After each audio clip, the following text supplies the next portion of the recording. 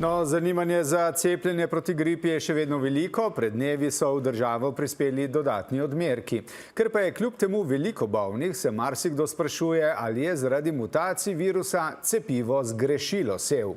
Povpraševanje za cepljenje proti covidu je manj, so pa znane ugotovitve obsežne francoske študije o umrljivosti po cepljenju proti covidu-19, ki že vse od epidemije sproža nezaupanje in poganja teorije zarot. Več Tjaša Dogolin.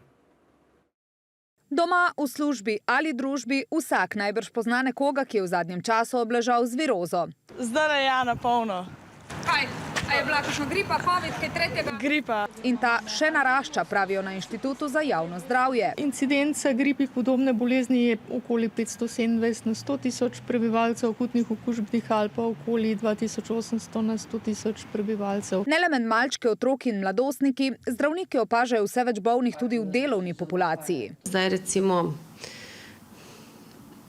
do 15 sigurno takih, ki javijo vsak dan, bodi si za bolniški stalež ali pridejo na pregled zaradi nekih težav, ki se recimo dalj časa vlečejo. Prav tako se veča pritisk na bolnišnice, na infekcijski kliniki so odprli dodatni oddelek. Ki ima trenutno 22 postelj in je polno zaseden, tako da večinoma so tam bolniki, ki prebolevajo respiratorne okužbe, tako da dnevno je sigurno v ambulanti več kot 20 bolnikov z respiratornimi okužbami.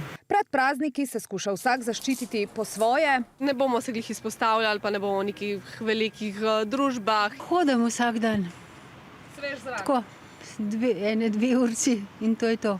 Dajem malo pozornost na to, da je hrana raznovrstna, jem domače, moram se zahvaliti tudi mami, skozi pripravlja doma kvalitetno. Pa tudi te čajčke skozi pijemo, pa itak mami skozi doma, z vsemi temi vitamini. Ingver, limona.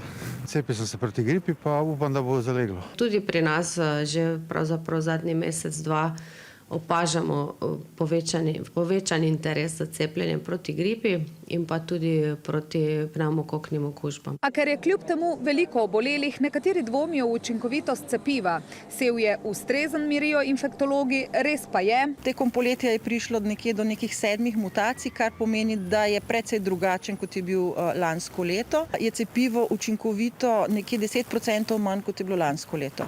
Se pa za odmerek še vedno pametno odločiti svetuje. Da ljudem ni treba iti k zdravniku, predvsem pa, da jim ni treba v bolnišnico. Razsaja sicer tudi covid, vendar število zbolelih ne narašča, pravijo na NIJZ.